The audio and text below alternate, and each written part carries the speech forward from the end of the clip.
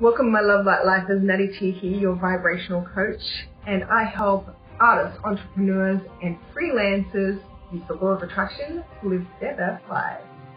So make sure that you smash the like button and hit the subscribe because it doesn't take much to support the channel. We're talking about Sagittarius today, and we're going to find out which of their dominant traits are things that you can use to manifest and which of them may be hindering you from manifesting. Let's get into it.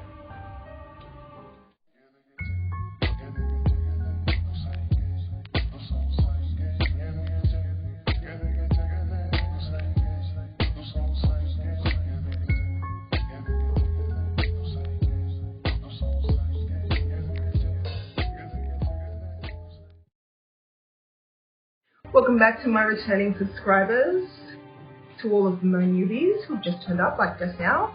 Welcome, so glad that you're here. Thanks for joining me, guys. Today we're talking about Sagittarius and a few of the traits that are common with Sagittarius and that might be in your way or might be able to help you to become better at manifesting your dreams. So, we're going to be talking about these traits: extroverted, optimistic, funny, and generous. So let's start at the top. Extroverted. Alright. Extroverted people like to be around other people. Now, there's a couple of other signs who are also extroverted by nature usually. So we've got our Leos, and I think Libra who are also a bit social. And so this is a tricky one because this is where you can pick up a lot of contrast. If you are extroverted, you might want to go and watch a couple of those other videos so that you can get a good handle on this, because this one's a really important one. This one can be standing in your way massively if you're not using it properly. But if you are using it properly, it could be really, really helping you. So here's how. If you like being around other people and you love the spotlight on you, extroverted is slightly different than being just social. It means that you like the spotlight. It means that you want people to look at you. It means that you like being on the stage.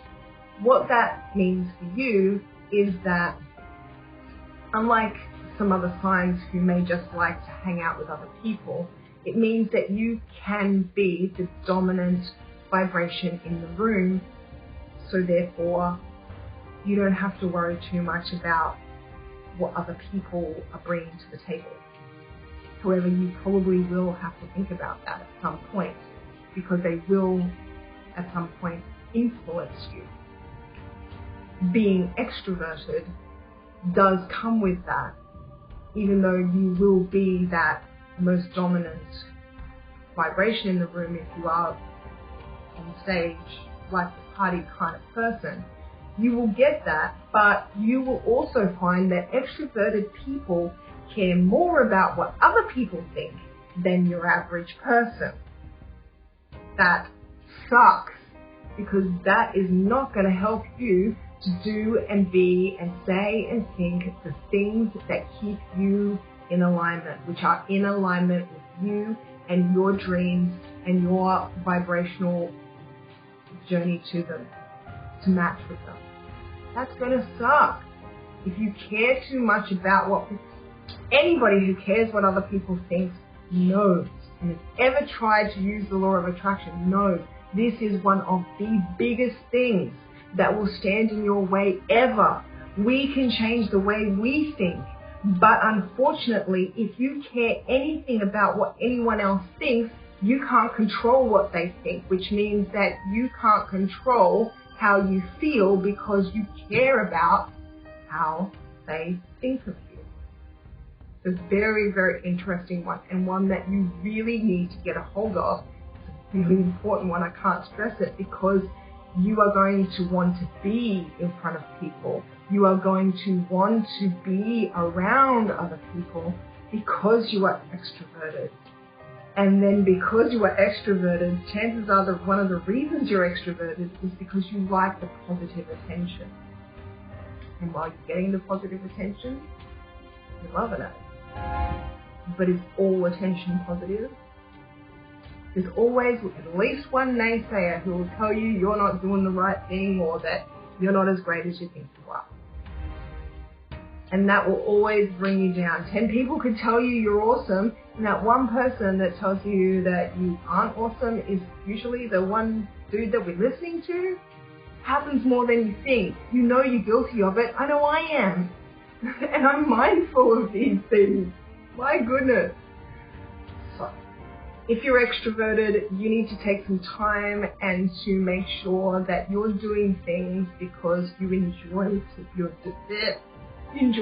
doing them. You want to enjoy doing what you're doing, not doing it because of the accolades that it will get you. I mean, we're all a little guilty of that, Sagittarius or not, at some stage. But for extroverts, it can be huge. Okay, we're also talking about optimistic. This is actually a really, really good one. Even though optimism isn't high on the emotional scale, but as a personality trait, as something that you naturally do, it's wonderful because it means that you can be quite gentle with your vibration and yet still positive and consistent. This is a really good approach, optimism. So it just means that you can't just lean in the direction of where you want to go. In other words, don't try and say, okay, I'm really poor, I want to be mega rich, and go out and try and find some get rich quick scheme. No, you just lean in the direction. You're optimistic. I could be earning more money than I am. I could do that. That might work. Let's give that a try. Because when you're optimistic, you still hold hope that things will work out, but you're not desperately needing them to. You're not. See, the thing is with the really strong positive emotions is that they are all created from really strong negative emotions. The reason you really, really, really want to be famous is because you really, really, really don't like feeling invisible. It's as simple as that. But the more you really, really, really want something, the more attached to the outcome you are. And the more attached to the outcome you are, the harder it is to manifest sometimes, all the time. So optimism can be a nice, light, fun way of just shifting our vibrations into the place where they could be doing us a lot more help rather than hindrance. Now, funny, Sagittarius, I thought this was funny, just the fact that apparently it is a Sagittarian's God-given right to be hilarious. Well, maybe they are, maybe they aren't. I've known a lot of Sagittarians. We usually get along really well. And yeah, they are kind of funny at times. But it is good to have a good sense of humor because again, it makes things light. It takes the edge off of things, and it's no wonder they're optimistic people. Having a good sense of humor means that, yeah, I know that this is a really bad situation to be in, but I want to have a sense of humor about it. It might suck. In fact, there might be times where you cry yourself to sleep.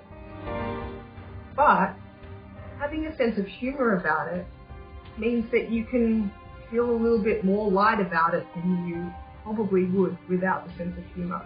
And the lighter you feel about it, the more easily and more quickly you are going to shift into a better vibration about it. In other words, you'll feel better quicker if you make light of it rather than make heavy of it. Okay? So this is the opposite to, say, Leos who are dramatic. It can be really, really good to be a little understated. If you're going to be dramatic, you have to be careful of what you're being dramatic about because you'll really, really get there. However, on the other side, if you're understated and you're just a little bit more light on subjects, it means that you can explore more. You can give more things a go because you get the time. They don't just whoosh out of the manifestational ethers at you. And you don't whoosh out at people and them. So this can be great too. Next, generous. This is a really interesting one because you have to be aware of your own boundaries if you're a generous person. Don't give just because it makes you feel good. Actually, just give because you want to give. There's a difference between feeling good because you are helping someone and feeling good because you want that person to like you and praise you and to feel some sort of self-worth because of helping somebody else. It's something that you really have to work on within yourself. You've got to play with it a little bit, find out which side you're on and how you're feeling about it. But people who are generous often find it hard to say no. So you really need to learn how to say no if you need to. But on the other side of the tracks, what we can know also is that it can be being generous from that place of I've got something to give. In other words, you're not burning yourself out by just giving to everyone all the time. But when you're generous because, hey, I feel like I've got enough, so I like helping people. I just like to see that other people thriving around me. You're just enjoying it. When you give from that place, it signals to the universe. It creates this vibration of I'm abundant. In other words, this is where the original idea of tithing came from. In other words, if you give some money to somebody else for no other reason than I've got it to give, then that signals to the universe, hey, guess what? This person must be abundant. And more abundant is then attracted to you. Ta-da! So we've just made it through all of the Sagittarian traits. I hope this was helpful. If you would like to have a personal coaching session with me, all of the details are in the description down below. Let me know. I will